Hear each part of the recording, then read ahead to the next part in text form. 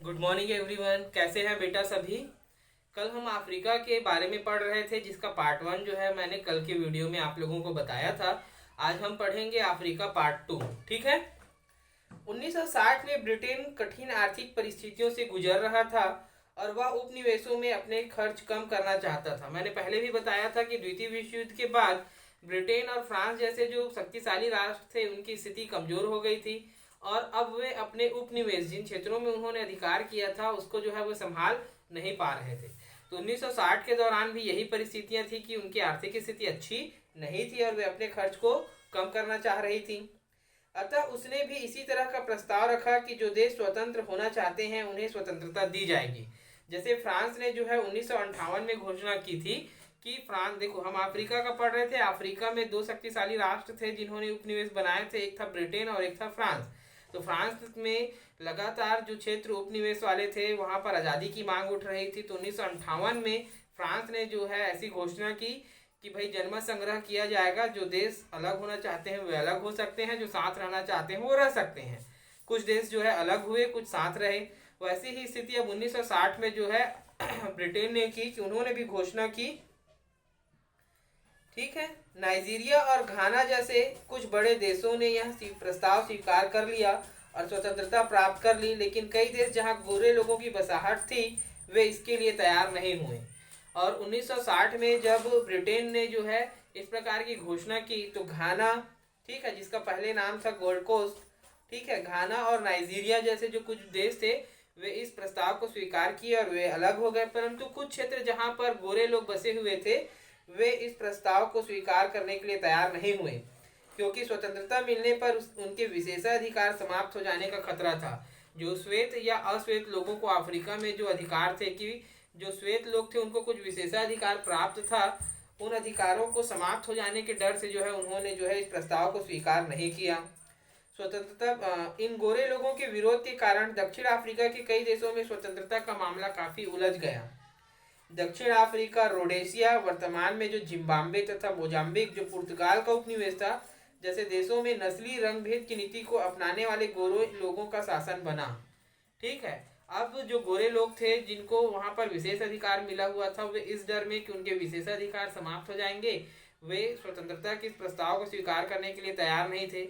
ऐसी स्थिति में जो है अफ्रीका के वे देश जहां पर गोरे लोग रह रहे थे, स्वतंत्रता का मामला जो है कुछ उलझ सा गया था, जिसमें रोडेशिया था, मोजाम्बिक था। ठीक है। तो अतः जो है यहाँ पर गोरे लोगों का शासन बना। ये राज्य कहने के लिए स्वतंत्र थे, मगर इनमें अल्पसंख्यक यूरोपीय लोगों को विशेषाधिकार प्राप्त था। भाई नाम मात्र के लिए जो है इनको आज़ादी दी गई, पर ये जो कम मात्रा में गोरे लोग रह रहे थे उनको विशेषाधिकार प्राप्त था और काले अफ्रीकी लोगों को किसी प्रकार के राजनीतिक अधिकार नहीं मिले जिनकी संख्या अधिक थी। ब्रिटेन जैसा देश इन राज्यों का कारगर विरोध नहीं कर सका, क्योंकि वह गोरे लोगों की सरकार से लड़ने के लिए तैयार नहीं थे।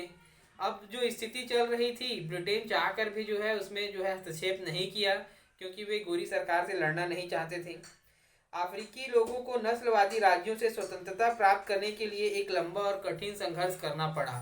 आप सबको पता है कि हमारे यहाँ भी जो है इस प्रकार के उपनिवेशी शासन के दौरान जो है हमारे देश में हमारे साथ ही भेदभाव होता था।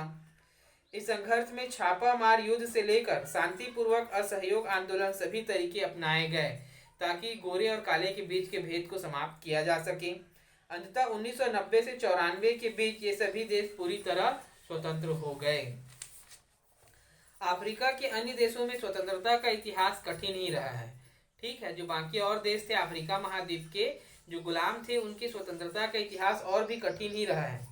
अधिकांश देशों में पारंपरिक शासकों को उपनिवेशी शासकों ने कमजोर कर रखा था, अर्थात जो कबायली समूह के मुखिया थे या ऐसे क्षेत्र जो राजतंत्री शासन थे, उन क्षेत्रों में जो है जो शक्तिशाली शासन जो फ्रांस और ब्रिटेन ने स्थापित किया था, उन राजाओं को जो है उन्होंने कमजोर कर रखा था।